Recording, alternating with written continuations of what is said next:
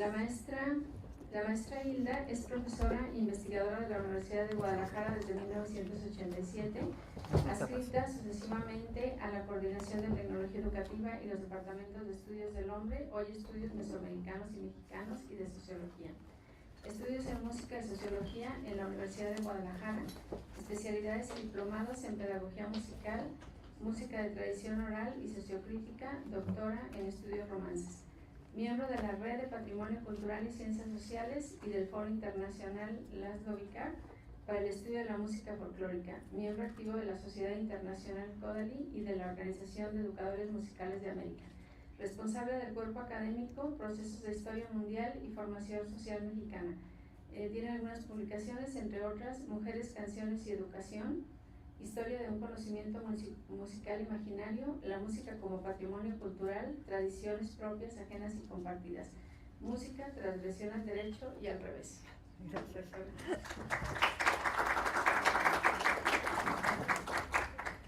Bueno, gracias. Quiero empezar con esa última frase de la transgresión al derecho y al revés, que me parece que me describe más a mí que a la música, de lo que hablé en ese artículo. Y entonces retomo lo que tenía que haber dicho en la mañana. Y yo esperaba que estuviera más gente y dije, no lo voy a repetir, pero bueno, no hay más gente. Y de todos modos creo que es importante decirlo. Este asunto de que yo sea la organizadora, que en realidad soy más o menos desorganizadora siempre, es un poco falso porque tengo un montón de gente aquí que ha colaborado en la organización de esto y sin ellos no se hubiera podido hacer nada, ¿no?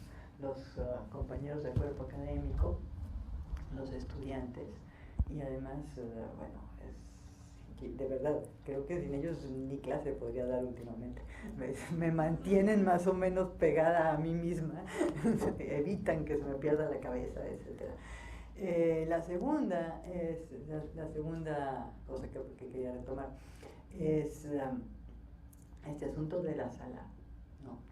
Habíamos pensado en estar en la sala chica, que no fuera esta separación entre público y ponentes, acá los sabios, pero con todos los que se registraron no cabíamos, no llegaron. Entonces para mañana empezaremos allá, en la otra sala, con una mesa más cómoda y todos juntitos. Bueno, y entonces lo tercero es que esta esta madrugada, mañana, tratando de acabar de pensar qué iba a decir, me di cuenta que ya lo había dicho.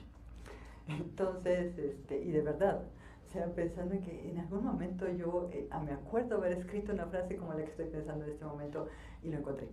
Sí estaba escrito. Entonces, lo que va a pasar aquí es que vamos a leer un poco, que yo quería evitar, pero también si lo evito, me voy a tardar muchísimo más. Por lo tanto, sí voy a leer. ¿Dónde ponemos esto? Aquí. Para empezar, vamos a leer de ahí.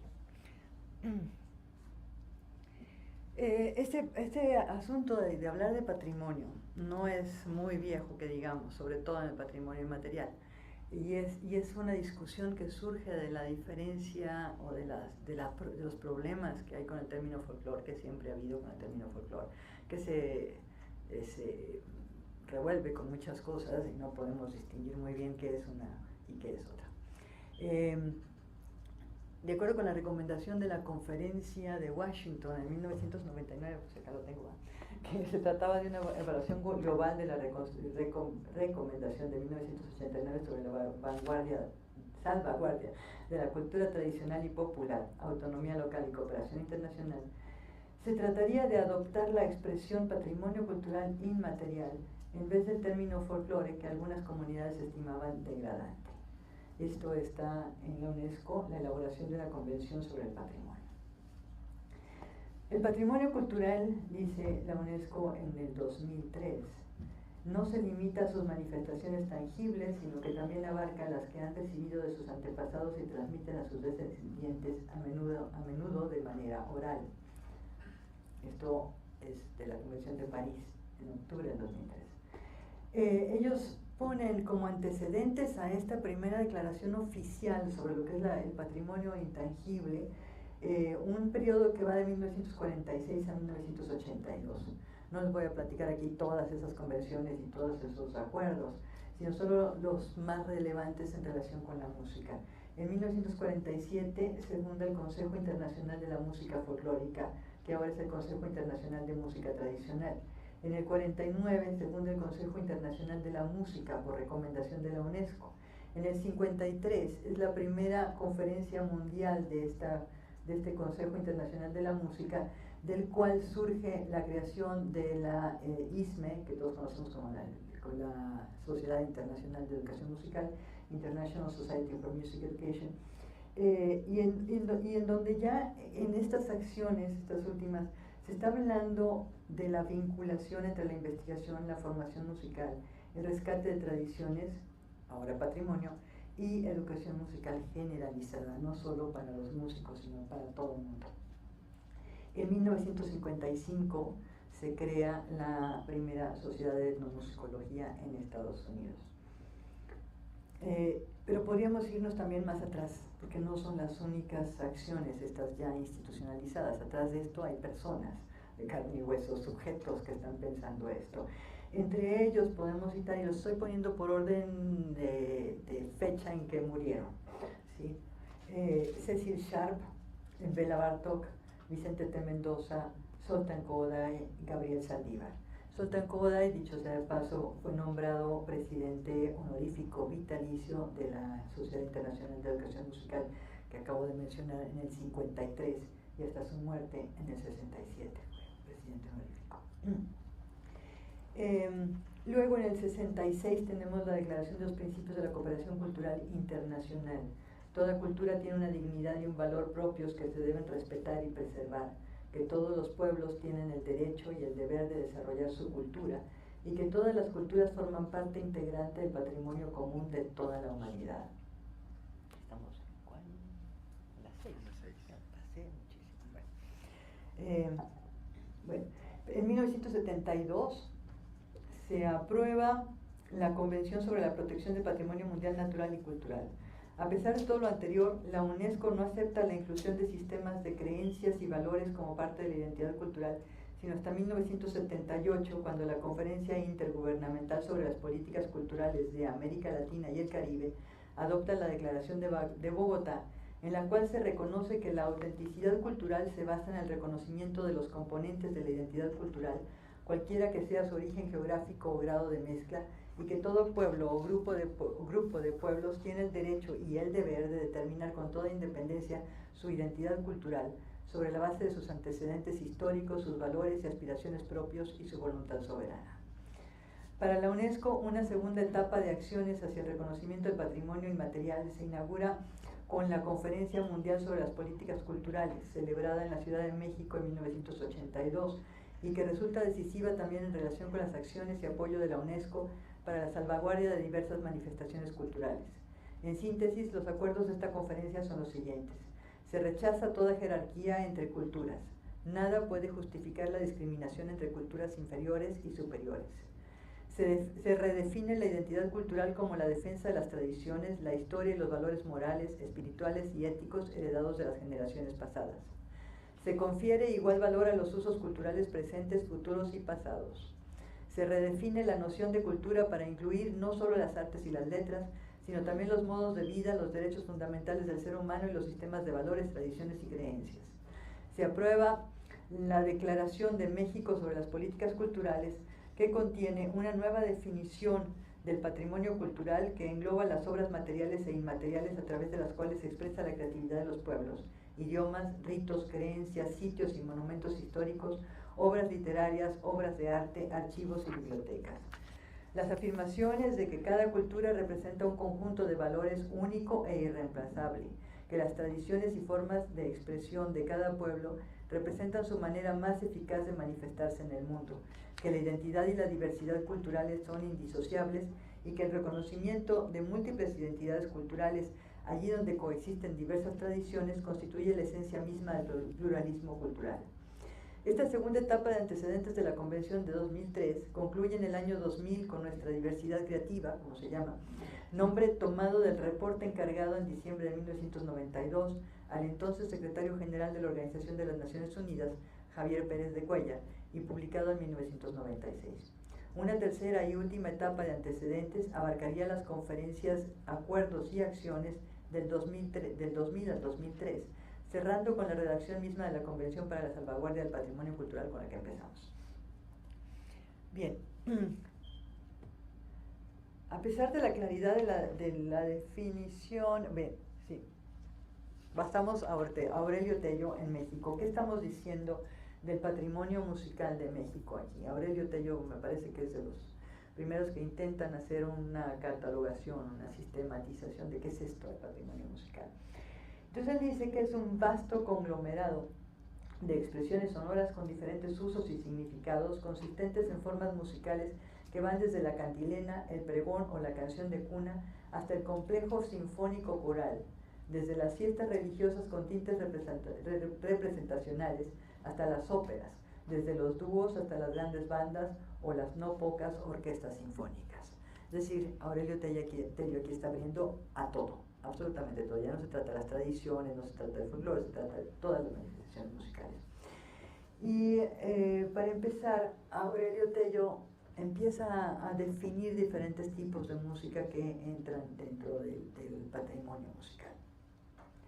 La música indígena, por ejemplo, para Tello se caracteriza por ser predominantemente ceremonial, para acompañar las ceremonias y mantener unida a la comunidad a través del mito, la leyenda, la historia y la relación con las fuerzas naturales, las deidades y los santos.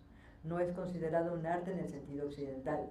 Está ligada a la danza, predominio de la música instrumental sobre la cantada, melodías monódicas, amplia gama de instrumentos, unos de procedencia prehispánica y otros de procedencia europea. Y esto lo contrapone a la música mestiza, que son manifestaciones surgidas en el seno del pueblo y no las hechas para el pueblo, nacidas indistintamente en los ámbitos rural y urbano.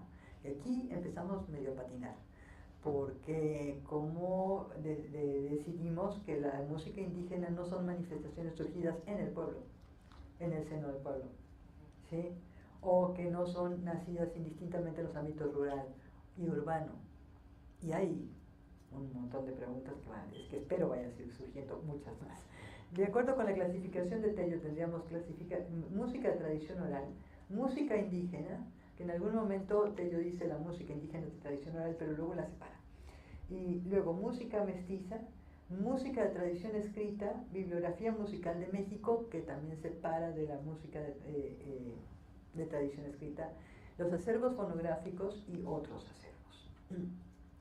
Entonces tenemos la música mestiza, que podríamos ahora reconocer como música popular o de tradición oral, a lo mejor porque la subdivide en el son, todos esos sones diferentes, y luego la música norteña, el corrido, la canción y las canciones infantiles. Para Tello, la tradición oral es una forma de expresión que no depende de la escritura o notación musical, que ha sobrevivido en la memoria colectiva, que se ha transmitido de padres a hijos y que comprende no solo el repertorio, sino también las formas de emisión vocal, los modos de ejecución de instrumentos y la construcción o fabricación de los mismos, así como la utilización de formas musicales consagradas en el uso tradicional. Que es lo que hemos estado viendo un poco aquí, los instrumentos, quiénes tocan, etc. Música folclórica, popular, tradicional, étnica o vernácula sería más o menos lo mismo que la música tradicional. En cambio, la música popular, de verdad que esto es cuando quiere.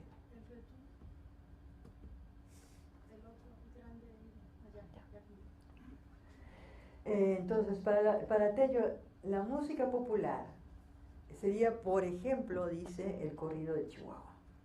El corrido de Chihuahua, por fortuna ya me brinqué muchas cosas que tenía que ver. El corrido de Chihuahua es un corrido compuesto por Felipe Bermejo y Pedro de Lina Arizpuru. Y señala como hecho significativo, Tello, que a pesar de haber sido compuesto en el Distrito Federal, se ha convertido en una suerte de himno en el estado de Chihuahua.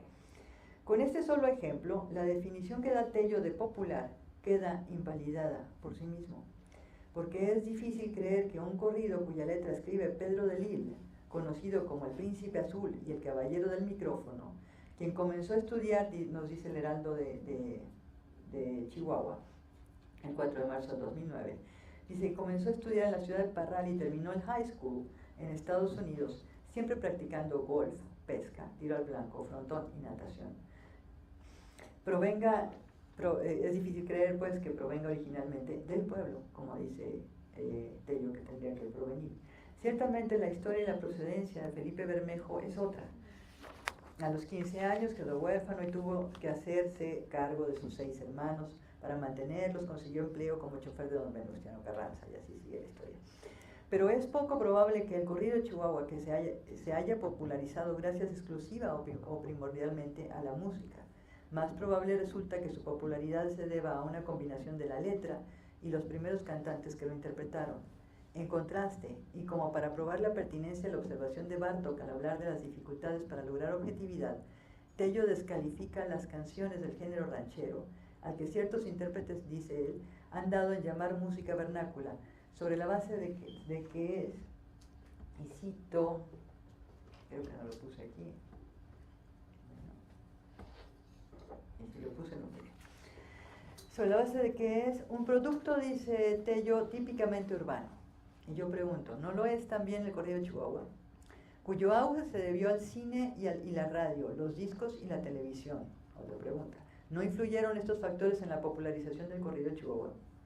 Y que en la actualidad es un género musical obsoleto, estancado en los mismos lugares comunes que lo lanzaron al mercado del entretenimiento y sin posibilidades de revitalizarse. Esperemos que los del mariachi no sigan algo en defensa de la música ranchera. Puesto que en el caso del corrido chihuahuateño no se refiere al corrido en general, sino a una sola de sus manifestaciones, señalada por su popularidad y no por su origen urbano o rural, ni porque el cine y la radio, los discos y la televisión no hayan intervenido en su popularización, podríamos preguntarnos también, ¿no habrá una sola canción ranchera que sea por lo menos tan popular como el corrido de Chihuahua? Entramos aquí a otro pantanoso terreno, el de la intervención de los medios masivos de comunicación en la popularización de una pieza o un género musical, factor que para Béla Bartók es determinante para señalar lo que queda fuera de lo que él, partiendo de la misma definición que Tello, lo que proviene del pueblo, denomina también música popular. En términos de Béla Bartók, el corrido de Chihuahua, tomado de manera aislada, como lo hace Tello, y quizás también las canciones rancheras para el caso, entraría más bien en la categoría de música pseudo-popular, popularesca o culta popularesca, tanto por la intervención de los medios de comunicación como por su origen urbano, el hecho de ser compuesto, escrito y el carácter diletante de sus creadores. Ahora bien, lo que Bartók define como popular, en cambio, es lo que en otros momentos se ha definido como folclórico, de autor desconocido, de transmisión oral con múltiples versiones y variantes. Pero incluso esta definición clara y simple se ha ampliado para incluir manifestaciones que, habiendo sido compuestas por uno o más individuos de quienes tenemos o no conocimiento, han sido adoptadas por un grupo social y reconocidas como parte de su cultura. Es el caso, por ejemplo, de gran parte de las canciones incluidas en algunas colecciones de Volkslieder, estas de las colecciones alemanas de canciones supuestamente tradicionales, pero tienen autor. Y es también por esto que cobra sentido incluir el chorrito en la tradición oral, aunque tal vez sería más correcto llamarle folclórica, en tanto que es evidente que su origen no es oral. Ya estamos hechos unas bolas. Me estoy diciendo todo esto nada más para decir, estamos hechos un desastre, ¿no?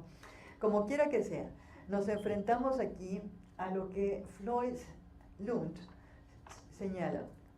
Todos sabemos lo que es una canción folclórica, esto es, hasta que uno se detiene a pensar en ello.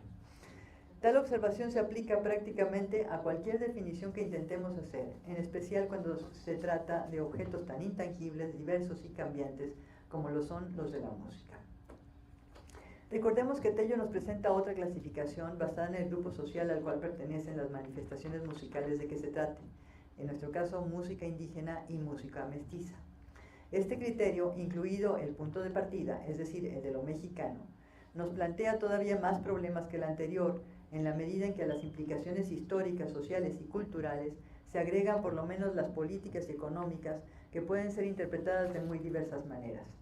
Recordemos al respecto, y solo a manera de ejemplos, las polémicas sobre la coalición rumana, la reflexión de Bartók en torno a música y raza pura, o incluso las dificultades, frustraciones y sinsabores sufridos por Max Roth y Willie Norton, 2 científicos irlandeses residentes en Nueva York y decididos a encontrar en la epopeya oral albanesa el eslabón que ligara tal herencia que Albania había conservado de la antigüedad con la poesía de Homero.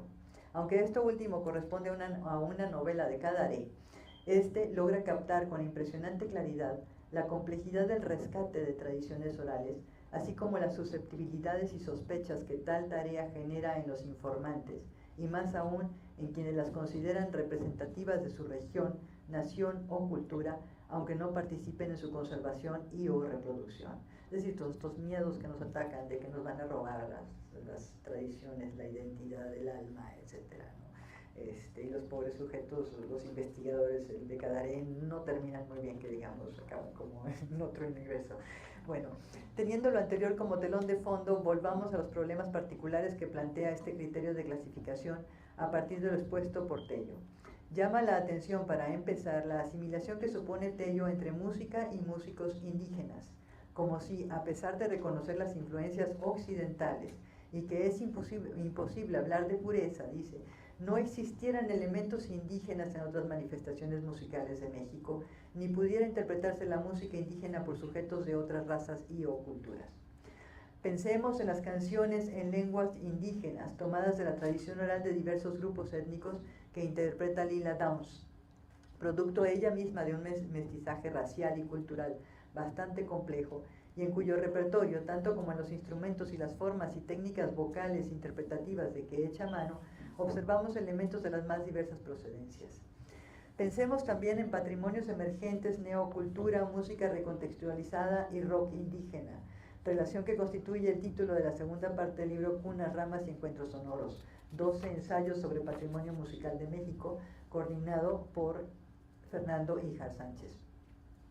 La singularización de los indígenas como esencialmente distintos de quienes no son indígenas, a la vez que iguales entre sí, trátese del grupo étnico que se trate, es evidente en Tello tanto como en Bernal Díaz del Castillo y Botolinía, mientras que estos, nos dice Tello, ponderan enormemente las cualidades musicales de los naturales. Tello mismo parece sorprenderse al descubrir que en ocasión de un encuentro de bandas indígenas en Oaxaca, había allí un gran potencial por desarrollar, dice Tello. Y esta observación no se refiere a la interpretación que hicieron los indígenas de su propia música, sino de la ejecución, todos reunidos, cito, bajo la batuta de un director, trombonista profesional e integrante de la Orquesta Sinfónica Nacional, música tradicional de la región y de la obertura 1812 de Tchaikovsky.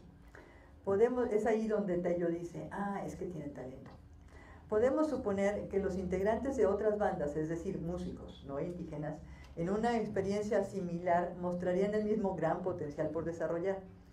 En cambio, Tello rechaza los términos etnomúsica y etnomusicología por toda la carga de discriminación que implica su uso. Este tendría que estar vedado, por lo menos en el ámbito académico tan dado a las etiquetas. Es lo que dice, estoy citando de Tello.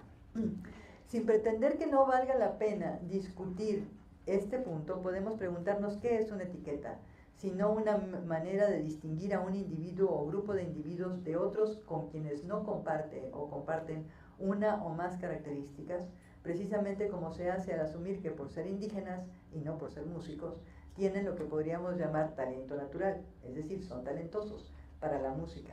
¿No son etiquetas los términos indígenas, músicos y talentosos? Nos quedan todavía otros criterios que se mezclan con la distinción entre música indígena y música mestiza. Por un lado, el temporal. Cuando Tello habla de música indígena se refiere a la música indígena presente, que, como hemos visto, constituye para él la mayor parte de nuestra música de tradición oral, es decir, la que viene del pasado, sin tomar en cuenta, como señalé arriba, las nuevas manifestaciones y algunas evidentes adopciones por los indígenas de músicas que en principio les son ajenas. Por otro lado, el papel de la escritura musical. Aunque Tello reconoce que casi todos los músicos indígenas que tocan en bandas leen música, a veces el papel de música es solo una referencia aproximada a lo que ellos saben cómo tocar. Puesto que sabemos de músicos profesionales, sin siquiera pensar en los intérpretes de jazz, para quienes la partitura musical es exactamente eso, lo que dice Tello, una referencia aproximada a lo que ellos saben cómo tocar.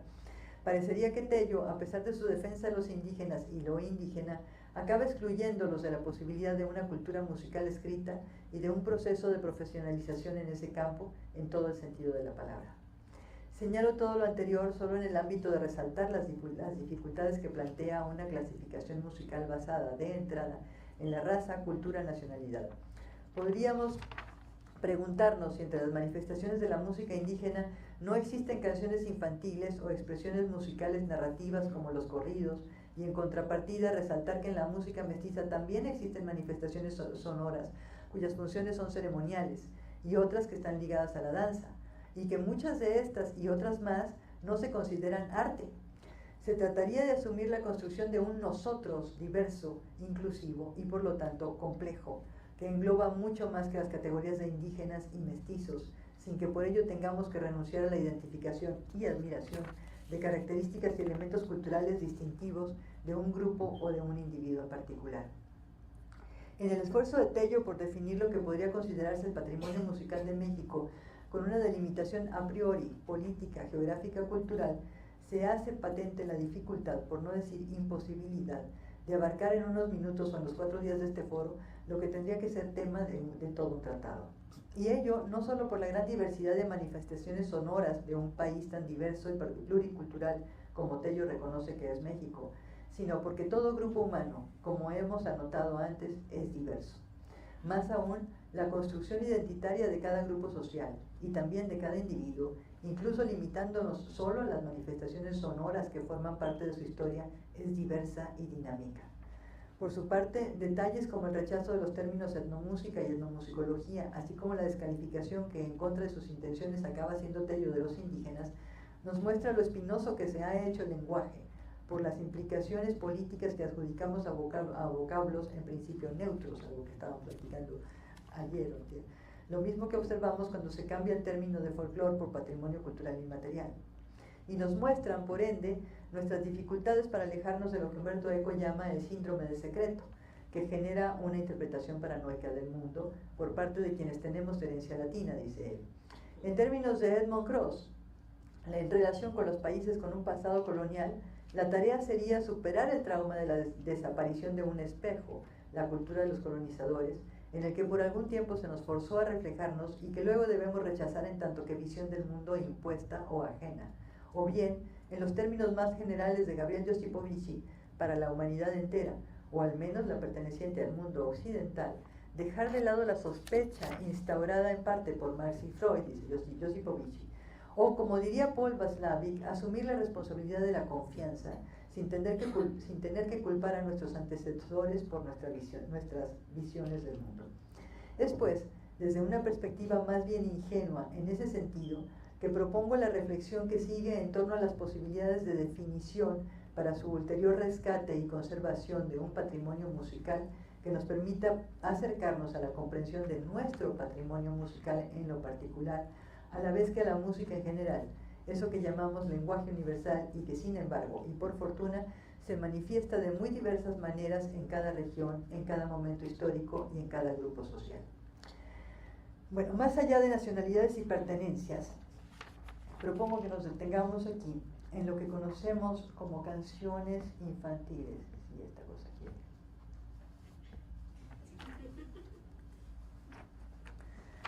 Canciones infantiles, y que Tello mismo describe como ejemplos arquetípicos de la música de tradición oral, mientras que Kodály encuentra en ellas una posibilidad de adentrarse en el pasado, a la vez que distinguir las formas básicas de la música de un pueblo. El ejercicio se antoja cosa de niños en más de un sentido.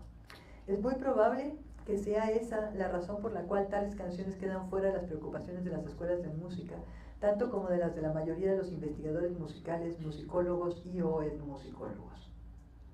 Y sin embargo, pensar en los cantos de la infancia con frecuencia suscita un cúmulo de recuerdos significativos que bien pueden resultar emocionalmente placenteros, incómodos o incluso devastadores, como han demostrado buena parte de mis propios entrevistados al respecto. Sí, yo dejé de hacer entrevistas en realidad porque era un drama, ¿no? Recordar las canciones de la infancia y volver en algún momento. Para Winston, el personaje de George Orwell en 1984 es el recuerdo de un canto de su infancia generado a su para Winston, el personaje de George Orwell es el recuerdo de un canto de su infancia generado a su vez por una imagen visual lo que le permite liberarse del control total al que está sujeto, recordarán aquel libro del Big Brother, ¿no? Revinculándolo con su pasado y sus primeras relaciones afectivas que había sido forzado a olvidar. En la situación en la que Orwell sitúa a Winston, dicha liberación resulta ser, a la postre, el mayor de los peligros posibles, es decir, la libertad. Sin llegar a situaciones tan extremas, los cantos infantiles, en efecto, suelen ser todo menos inocentes. Veamos, por ejemplo, y mis alumnos me van a odiar por ponerla por enésima vez, una de las canciones de cuna recogidas por Vicente T. Mendoza. Ciertamente, la música corresponde a lo que podemos imaginar como un canto para niños, que es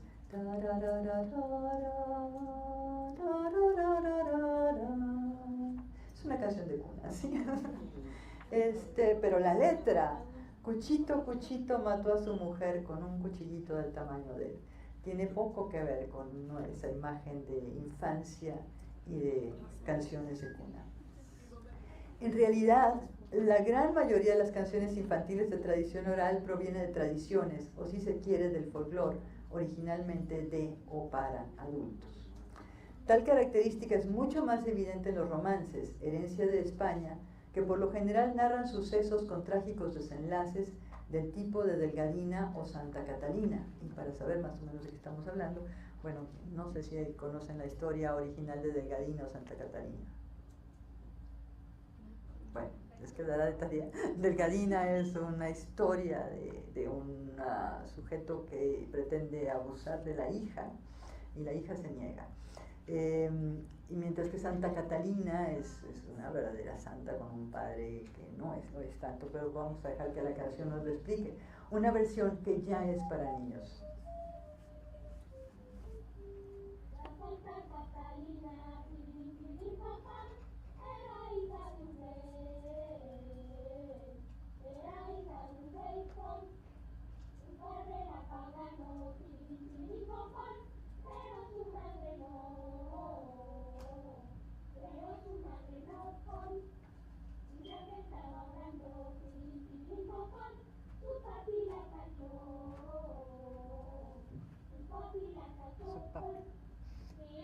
Catalina,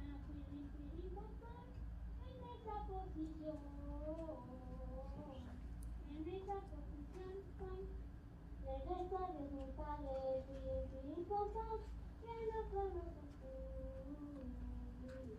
que no conoces tú, sacude su pistola, Retiro le metió,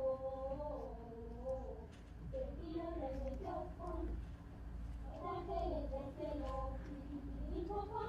bailaron rock and roll, con Rivera Catalina, al lado del Señor, con los gallos del infierno, se echaron un montón, al veras de quitarle, un guayano mayor,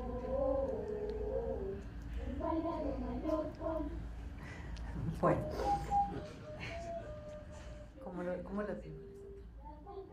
¿cómo la detenemos ahora? Me pasa lo mismo contigo. Ajá.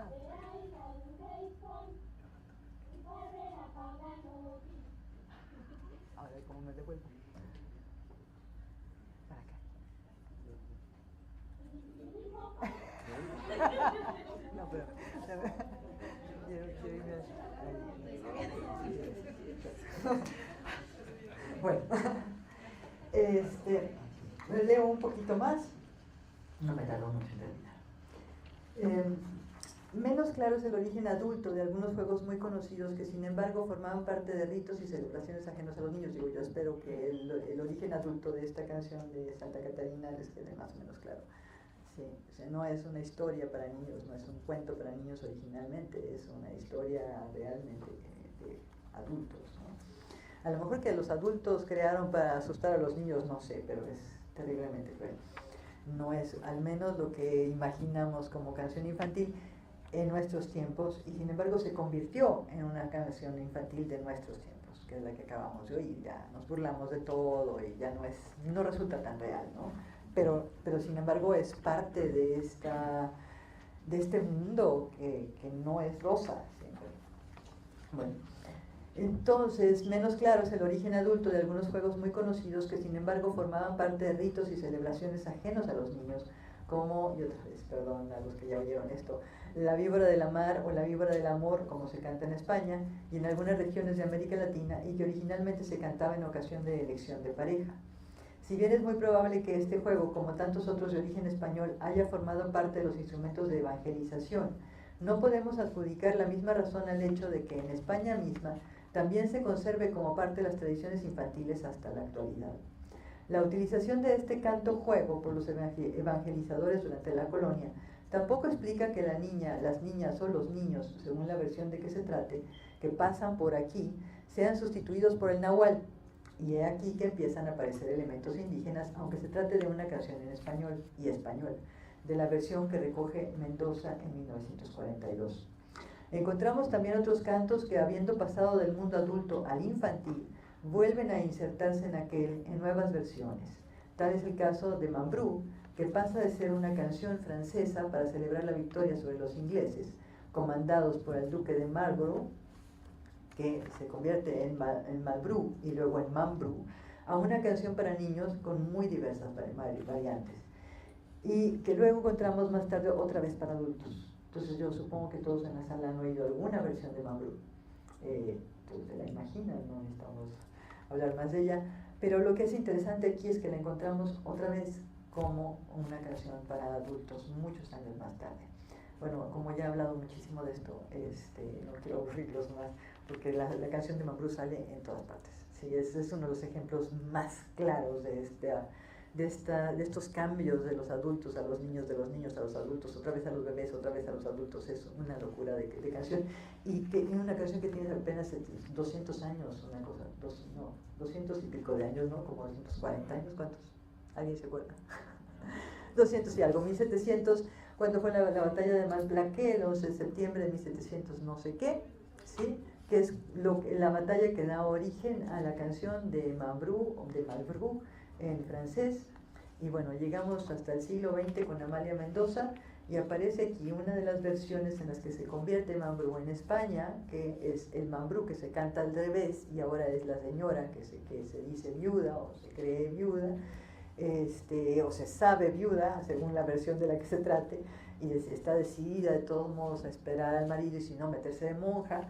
Cuando vuelva, bueno, en México de repente aparece esta viuda como la viuda abandonada en la voz de Amalia Mendoza, pero es una viuda abandonada que en lugar de haberse feminizado como hizo la viuda en España y en Puerto Rico, en México se masculiniza, y esta es una viuda bien fuerte y bien libre y bien todo lo contrario a lo que habíamos imaginado como femenino en las versiones española y puertorriqueña.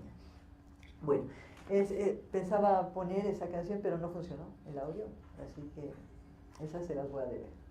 Podemos ver la letra mientras yo sigo leyendo. Ay, no, no, no es cierto, esa no, pero la otra no quiso. Sino que cada vez que le pique va a volver a suceder eso. Sí.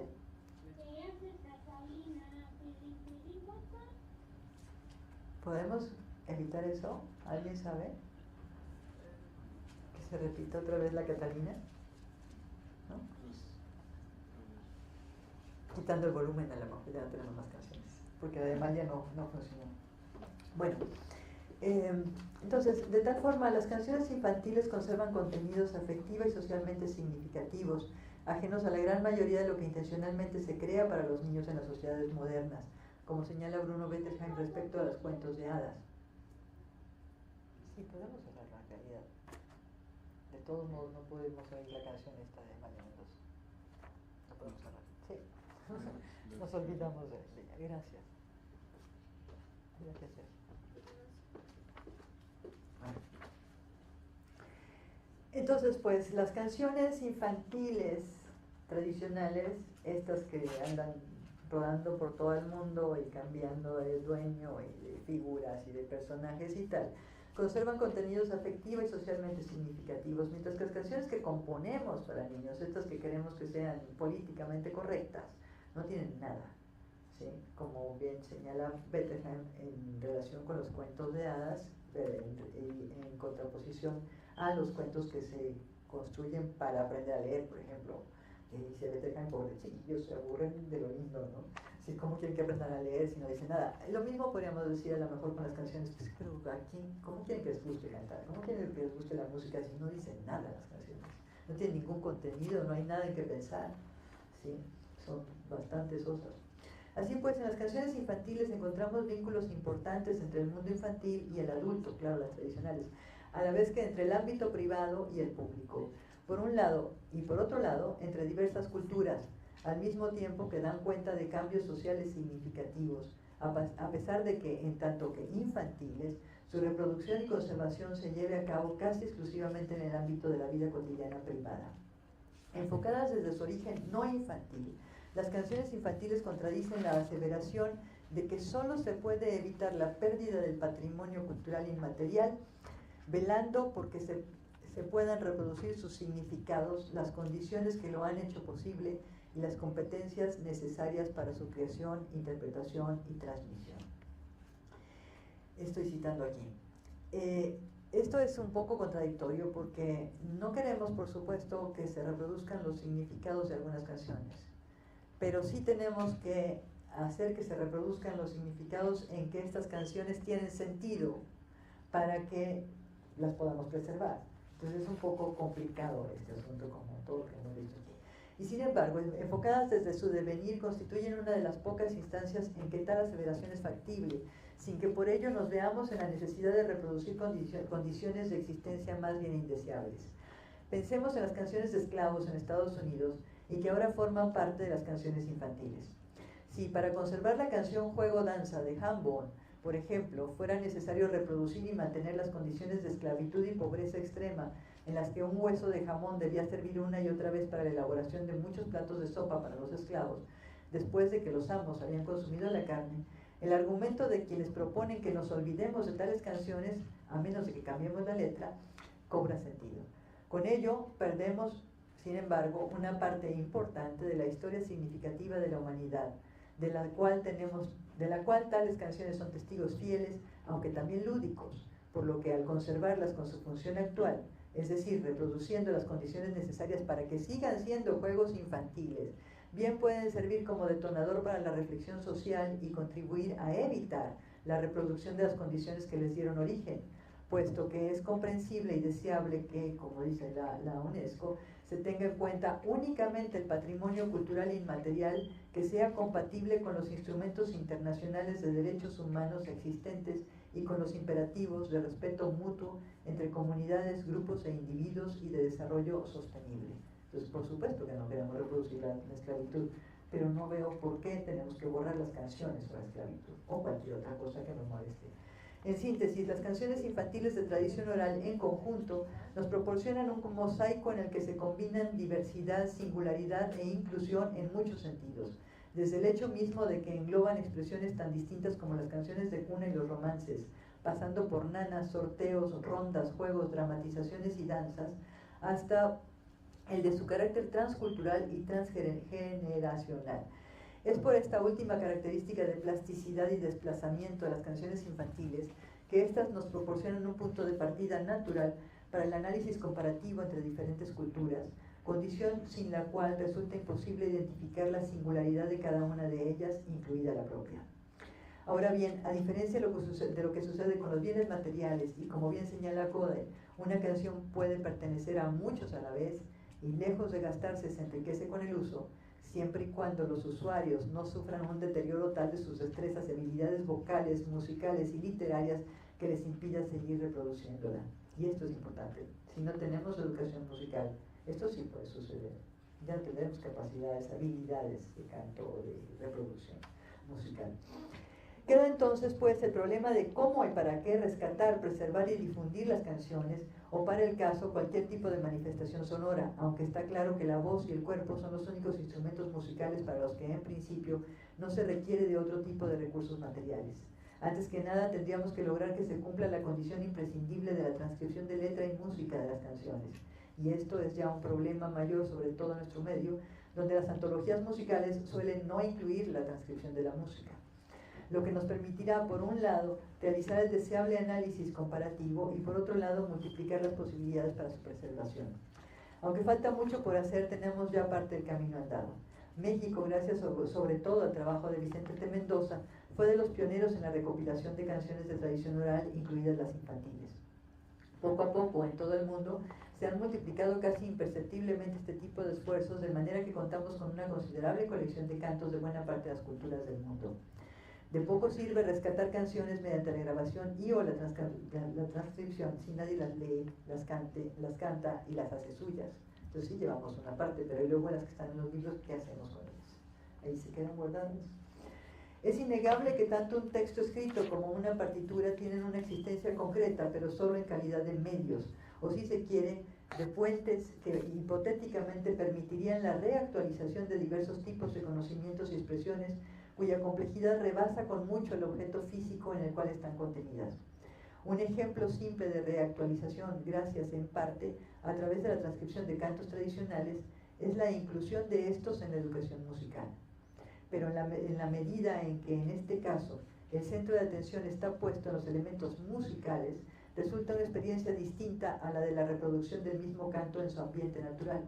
No solo desaparece la función social original, el canto ya no da sentido al trabajo, por ejemplo, o a la elección de pareja, sino también la función adquirida al pasar a formar parte de las tradiciones infantiles.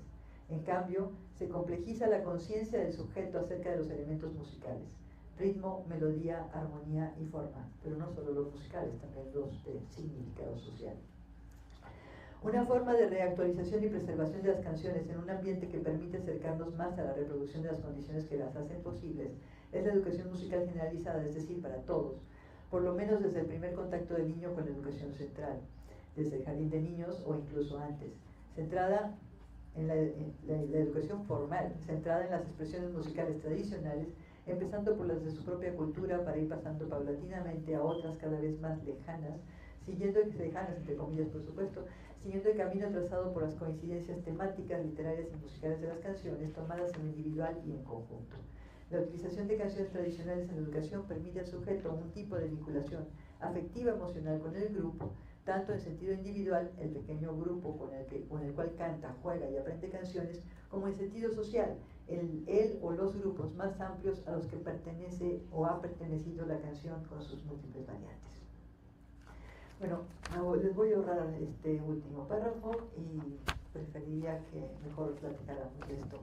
Creo que ya dije mucho más de lo necesario de este tema. Muchas gracias.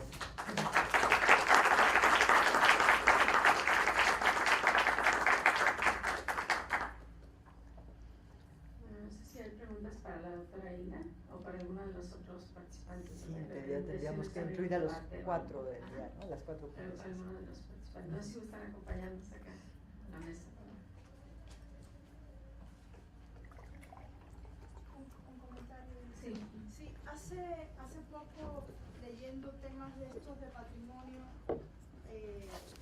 alguien reflexionaba que en el presente somos mucho más consumidores, porque esa es la orientación, que productores, ¿no? que producir prácticas, producir este tipo de ambientes que sean propicios justamente para la creación. Y no estoy diciendo la creación ni musical ni artística, ¿no? Sino la creación en nuestra vida diaria, ¿no?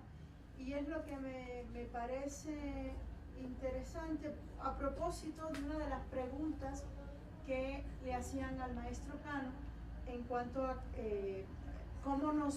para qué nos serviría, ¿no? Rescatar estas cosas, ¿no? Pero a propósito también de lo que decía Hilda, rescatar estas cosas nos da sentido a este proceso histórico y social del cual devenimos, ¿no?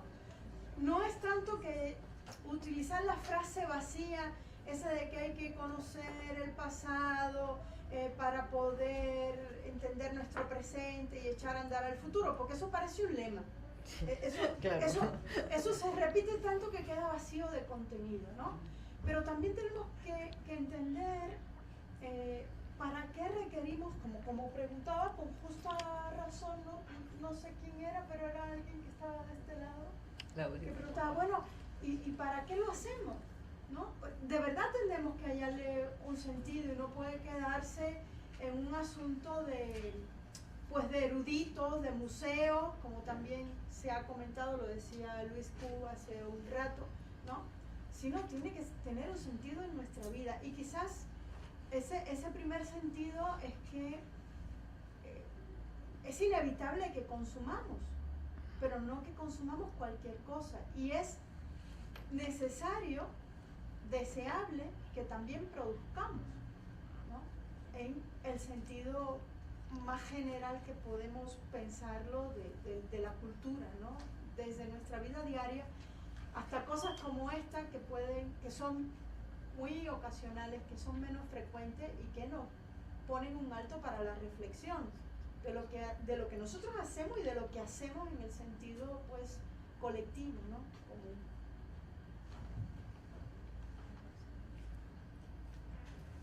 Yo estoy totalmente de acuerdo. No sé si hay pregunta, ¿no? Simplemente como un comentario, totalmente de acuerdo con usted.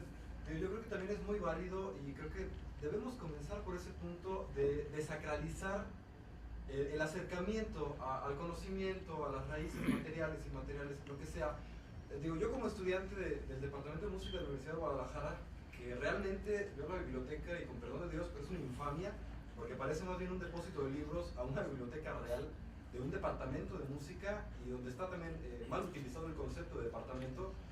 Sí me parece muy inadecuado la forma en que nosotros aprendemos música, porque realmente esta reestructuración, entrecomillada, de quitar un programa como el profesional medio en música y elaborar un técnico en música que nos hace ver como un kindergarten tratando de enlazar acordes en una forma perfecta. Creo que sí también es muy válido retomar desde un principio, como bien lo mencionaba la doctora Morán Quirós, retomar desde un principio las bases educativas y de sensibilización para el ser humano. La doctora María Alejandra Labriola, en su libro de La estimulación temprana, es totalmente de acuerdo que no hay mejor conexión vincular entre seres humanos que la madre que le canta al feto. Entonces esto me parece totalmente aplaudible, pero sí estoy totalmente de acuerdo con ustedes. Tenemos que buscar caminos y tenemos que bajar de ese pedestal y de ese podio casi sacro, donde tenemos a la música, al conocimiento, donde nuestras queridísimas autoridades son las más ignorantes en el tema, y donde realmente consideran que son cosas que el común denominador de la gente no puede acceder a ellas. Y eso es un mito que tenemos que quitar, ¿no? Porque los libros no espinan, no muerden. El teatro tampoco muerde, los museos pues no van a desbaratar las células de la persona. Entonces sí creo que tenemos que buscar esos caminos de integridad social y sobre todo educación, porque es algo que sí nos falta mucho, ¿no?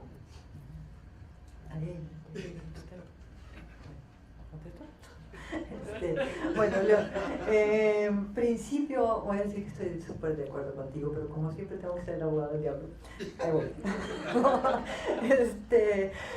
Primero, yo creo que la biblioteca de la Escuela de Música, del Departamento de Música, ahora tiene cosas valiosísimas, ¿sí?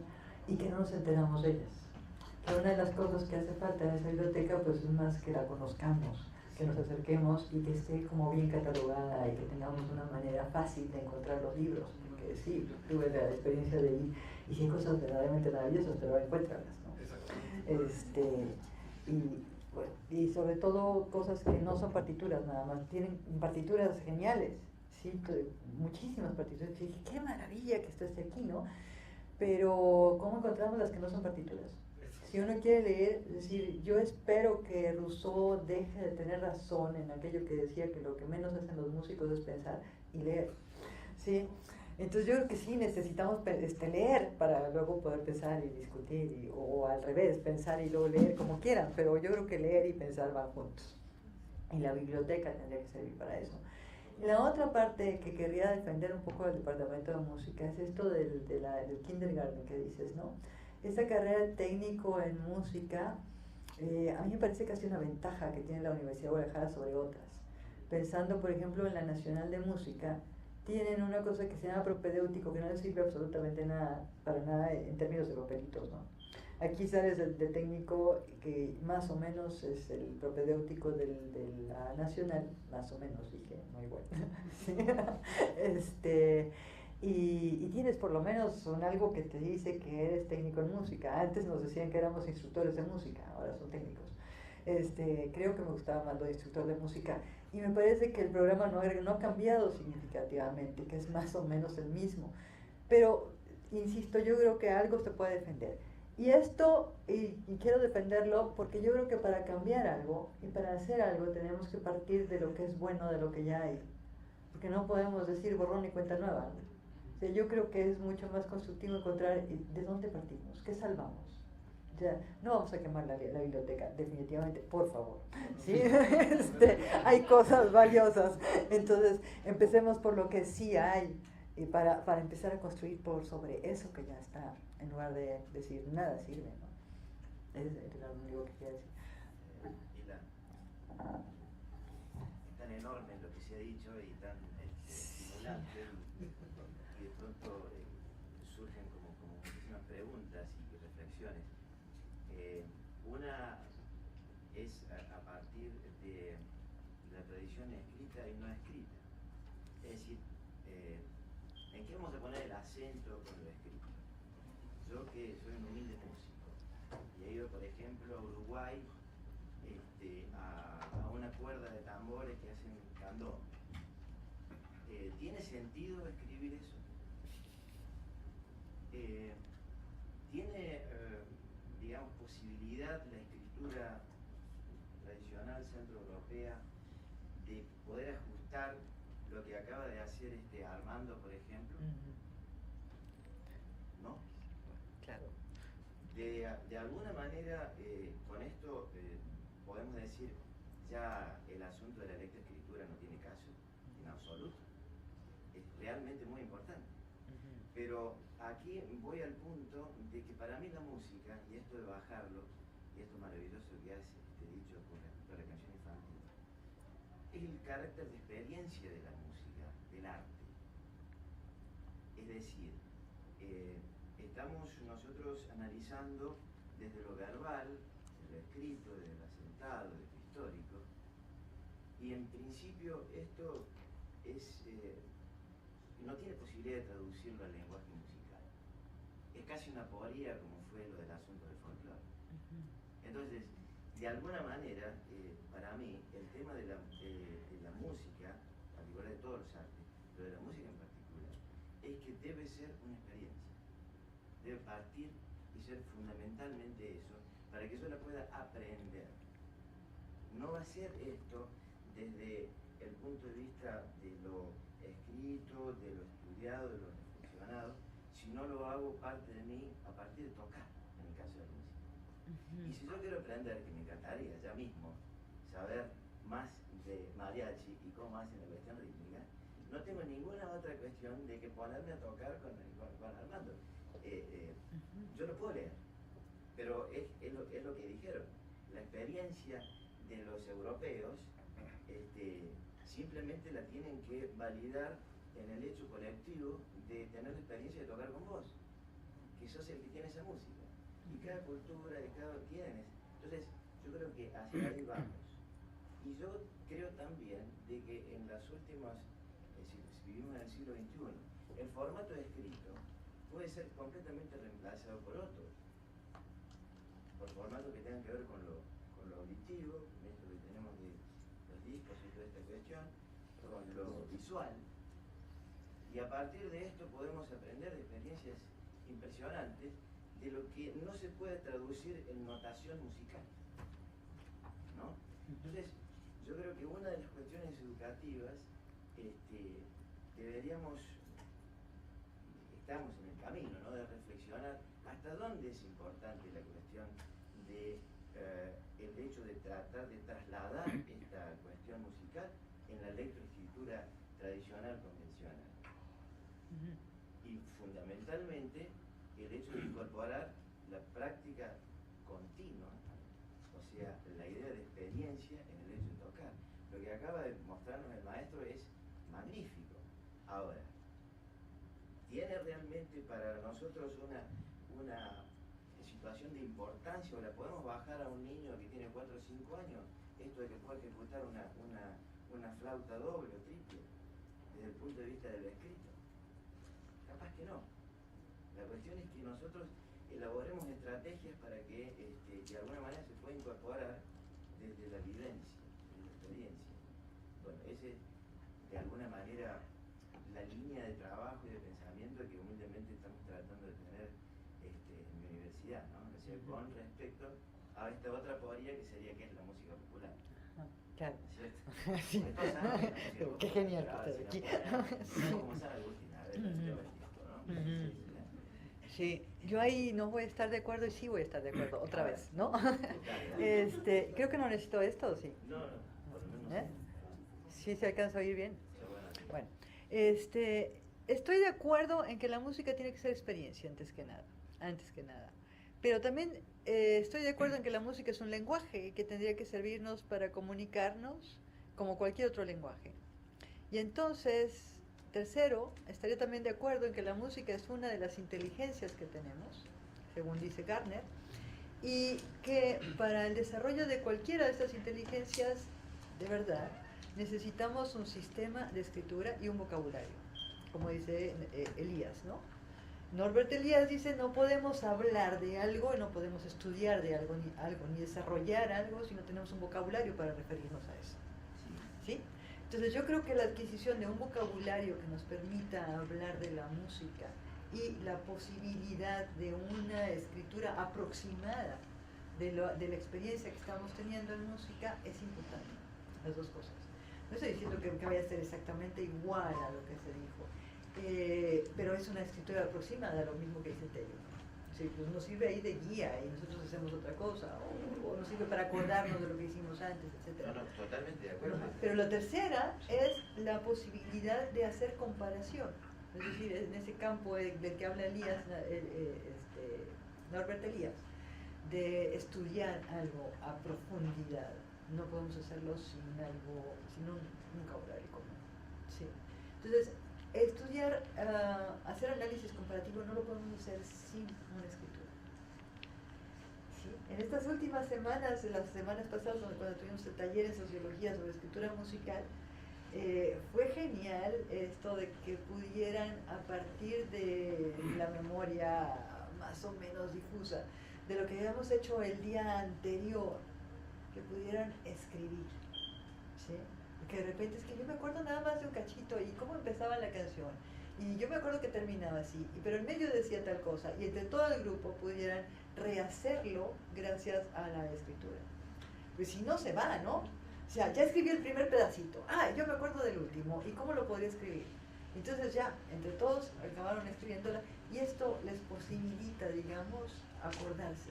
Y todavía más importante, el día anterior se había tratado de cantar esta canción con muy malos resultados, porque habíamos entendido mal, nos había enseñado otro maestro, y habíamos entendido mal el asunto de si era un canon para 4, para 6 o para 3 o no sé qué, y habíamos entrado en mal lugar, ¿no?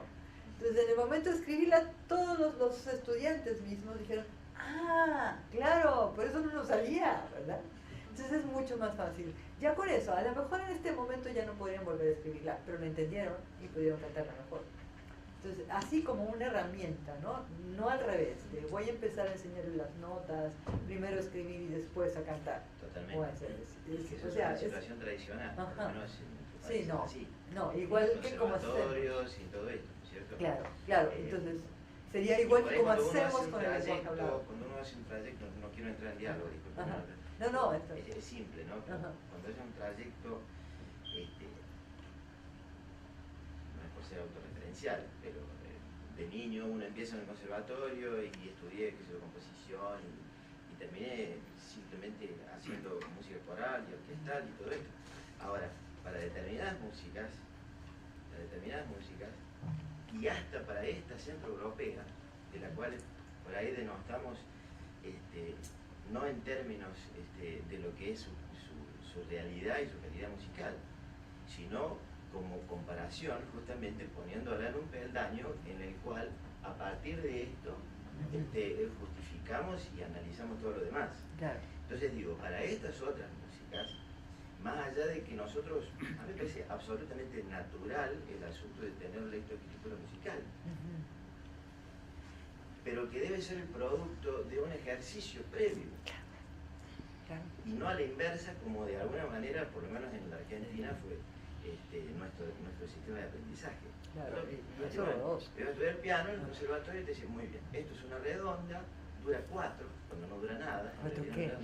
Sí, Y claro. Y dice do, re, la misma nota, y lo decís. Y cuando ¿de tienes un acuerdo? compás de 2 medios, Entonces, ¿qué haces? hay que empezar absolutamente a la inversa, y después la lectoescritura se da con una cierta naturalidad. O sea, a lo que voy es al hecho de que hay en un enorme acervo de música vinculadas a la popular y aún a la clásica, inflexiones, particularidades, maneras de tocar, que, como lo acaban de mostrar, Por supuesto. es absoluta. Y además de esto, si nosotros estudiamos una apertura de Piazzolla, por ejemplo, y después escuchamos cómo la toca él, no tiene absolutamente nada que ver con lo que tiene con lo que está escrito a nivel de rítmica y todo este tipo de cosas. Está el fraseo, está la manera de ubicar. Y eso es una cuestión de experiencia. Yo creo que no hay otra forma que no es haciendo. Y que todos, que esto me encanta por eso, tenemos esa capacidad. Entonces, es la manera de la cuestión inclusiva que tiene que ver con estas músicas, en este caso populares, las que de alguna manera nos dan la posibilidad de que todos podamos explorar la capacidad musical que tenemos y que no sea una cuestión solo para música. Y tampoco me raro la metidura con eso. Hay cosas que son solo para músicos, estimado. Y que la estudiamos, ¿no es cierto? Y que la llevamos a un determinado nivel, la idea es que podamos compartirla. Quisiera hacer un paréntesis a lo que dice el maestro. Tiene toda la razón. Gerhard Mantel, el famosísimo pedagogo alemán que escribió muchísimos libros al respecto, fue violonchelista de la Filarmónica de Mannheim. Él publicaba en uno de sus libros que se llama Interpretación del texto al sonido. Él decía, señores, por favor, ¿para qué nos vamos a rasgar las vestiduras, como dice usted? Cuando todo ser humano tiene la intuición, cuando todo ser humano puede hacer corporalidad, porque su cuerpo es un instrumento sonoro, entonces de ahí nace. Y es totalmente cierto. Digo, tristemente se nos ha vendido la idea, ya desde 1828, por la inauguración de los conservatorios europeos, de que toda la educación tiene que regirse en esa forma cuadrada y mediática, ¿no? De estar como soldaditos. Bueno, apoyo tu comentario. Estamos aquí todos. ¿De qué manera podemos contribuir desde lo musical hacia lo social, desde lo individual hacia lo colectivo? ¿De qué manera? Yo creo que para eso es el resto de mi foro. Es una pregunta que tendremos que pensar durante varios años de foro. Pero yo creo que nos remite a la pregunta básica de qué es la educación. Sí, la educación es darles a los niños una cajita. Aquí está mi niño. Ya tienes tu cajita completa. La llenas con todo lo que yo te voy a dar, la cierras, la pones en tu casa y ya está. ¿Sí? No te vayas a olvidar de eso. La abres cada vez que se te olvide algo. O es permitirle que él construya sus cajas y que decida a dónde va y por dónde va y qué es lo que quiere. Y estar convencido de que lo que está haciendo lo quiere hacer y lo tiene que hacer. ¿Cuál sería la idea de educación? Es ser consciente de qué hace, por qué lo hace, para qué lo hace, a quién le sirve, qué significado tiene, o nada más lo que yo te digo es lo que vale y lo demás no. A eso remite la pregunta, ¿no? Que es una respuesta que da para siglos, pues. Porque sí pensamos como en domesticar a los niños más que en abrirles el mundo. Pensamos en cerrarles el mundo para protegerlos más que en abrírselos, más que en decirles, oigan, lléguenles, son ciudadanos del mundo. Esto de declarar algo patrimonio universal o patrimonio de la humanidad es eso. ¿sí? Ustedes, señores, que están aquí, chiquitos, una comunidad chiquita, son parte del mundo. Y lo que ustedes hacen es patrimonio cultural del mundo entero, de la humanidad. ¿Sí? No estamos hablando de nacionalidades, no estamos hablando de regiones, no estamos hablando de grupos cerrados. Entonces, esto tiene que ver con la idea que tenemos de educación, me parece. Perdón, sí, yo ya bueno, estoy...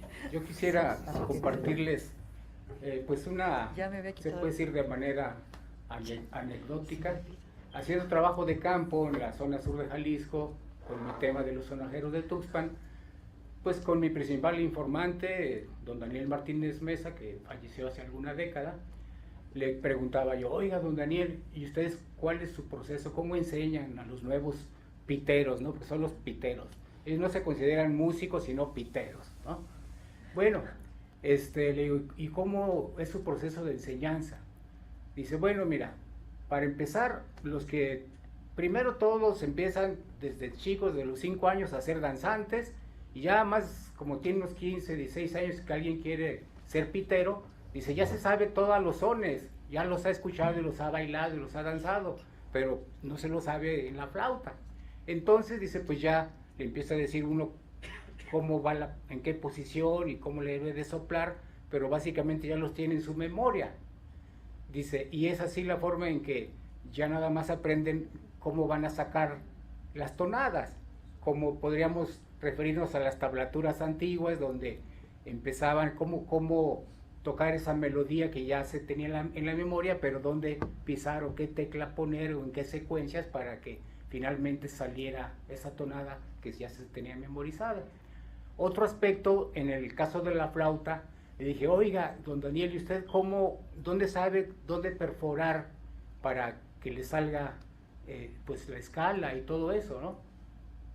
Porque cuando tocaban sus sones, yo oía que al destapar el orificio posterior, bueno, el del pulgar, que está posterior a la flauta abajo, pues oía yo como que ese sonido quedaba un poco bajo del tono de la melodía, que eran melodías diatónicas, ¿no? Entonces yo oía que siempre ahí estaba, para mi gusto, desafinado, ¿no? Le digo, oiga, don Daniel, le digo, ¿me podría tararear ese son con su voz sin la flauta? Sí, ¿cómo no? Entonces ya con la voz me lo tarareó bien afinadito, ¿no? Entonces ya se ve que realmente, porque la posición del orificio posterior estaba ligeramente bajo del nivel para emitir exactamente el tono preciso. Y le digo, ¿y cómo le hacen ustedes para saber cómo perforar? Dice, pues es fácil, dice, agarro la flauta, pongo los dedos y ahí donde me queda a gusto, ahí le perforo, ¿no? Ahí donde... Entonces, de ahí esas ligeras imprecisiones, ¿no? Pero básicamente, digamos, ya todos los jóvenes piteros de nuevas generaciones, desde chicos, conocían todas las tonadas, y el que gustaba pues ya de ejecutar, bueno, ya empezaba a reconocer pues dónde, cómo, el nivel del soplo y todo eso, ¿no? Por otra parte, digo, todos estos comentarios dan muchas reflexiones. Por ejemplo, se está hablando de tener la experiencia viva, primero de jugar con la música desde el nivel infantil, pero si pensamos en nuestra educación, nuestro sistema educativo desvincula la actividad del arte en los niños. Por ejemplo, alguien que quiere entrar a la escuela de música, que terminó su bachillerato, no puede entrar a hacer licenciatura en música porque como no tiene ningún antecedente, no tiene un nivel de bachillerato en música, digamos, sino que tiene su educación formal fuera de las artes.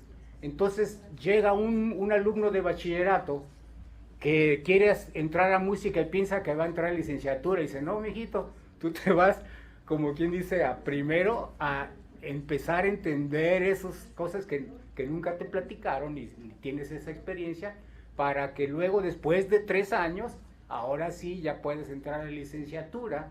Entonces dices, no, pero pues en vez de avanzar en mi carrera académica voy a irme para atrás, ¿no? Entonces otro estudiante sí puede entrar a otra carrera, porque saliendo de su bachillerato puede entrar a la licenciatura en ingeniería o en abogado, en fin, pero en música no. Si no sabe, no tiene el conocimiento ya de un nivel, digamos, de técnico en música, por decirlo así, pues tiene que irse para atrás. Entonces yo considero que ahí está muchos de los problemas de que en la escuela primaria o desde el jardín de niños, pues sí, bueno, todavía el jardín de niños tiene un poquito de actividad musical, pero ya entra a la escuela primaria y se olvidó la música, ¿no? No hay esa secuencia lógica de desarrollo creativo, de sensibilización, de ampliar su visión libre, libertad creativa. Por lo tanto, pues, o sea, de repente se quedan como podados de ese cosa que de niños todos tuvimos y que conforme crecen, pues ya se les va quitando, ¿no? Cuando que debería desarrollarse más.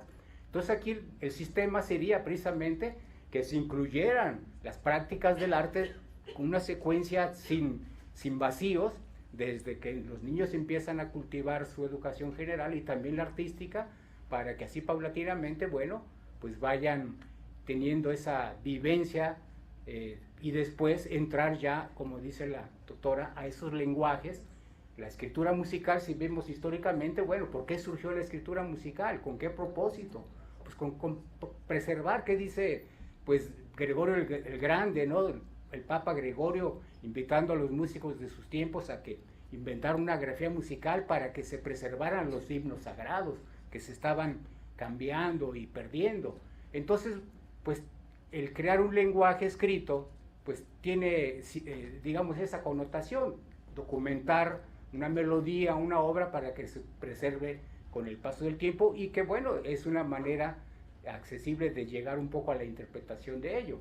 Si no hubiera esa escritura, imagínense todo ese acervo de música de los grandes maestros, Bach, Beethoven, Mozart, todo eso, si no se haya inventado una escritura, pues sí se haya en su momento apreciado su música y todo, pero al desaparecer ellos, pues también desaparece todo su acervo creativo. Entonces yo pienso que los tiempos traen sus herramientas, y esas herramientas, bueno, en sí mismas solamente son un proceso de llegar a entender y a comprender un poco más a esa expresión sensible, que cada uno le da su propia sentimiento, interpretación, tomando en cuenta, digamos, bueno, esos elementos guías que nos sirven para comprender mejor y también, bueno, para que pueda trascender en futuras generaciones ese documento, así como en las bibliotecas, pues son archivos de conocimiento y que al entrar en contacto con ellos, dependiendo de las distintas intereses, bueno, empieza uno a observar las experiencias de otros que ya se cuestionaron mucho, que analizaron, que reflexionaron en cosas que luego nos van a dar luz para que nuestros procesos de conocimiento sean más ágiles, porque otros ya vivieron esa experiencia y están legando una vivencia y tratan de mostrarnos pues un camino también. Entonces yo pienso que aquí hay muchas cosas interesantes y que sobre todo el que la educación en nuestra sociedad, en el campo del arte, pues realmente tenga esa secuencia lógica, ¿no? Gracias. Y a lo mejor que haga un último comentario chiquito, ¿no? A lo mejor que sea lógico también en relación con el aprendizaje de otras disciplinas. Para entrar a estudiar química no nos hacen un súper examen especializado de química, nos hacen un examen de conocimientos general. Pero en música, que nunca se ocuparon de la educación musical antes de llegar ahí sí se sienten con el derecho de pedirnos que sepamos un montón de música, ¿no? En química tendrían más derecho porque nos dieron química varios años antes de elegir carrera, ¿no? En música nunca nos dieron, pero sí tienen derecho de hacer un examen de conocimientos. ¿Pero por qué? O sea, es que nacemos con ellos, esa es la pregunta, ¿no? Bueno. Es que las artes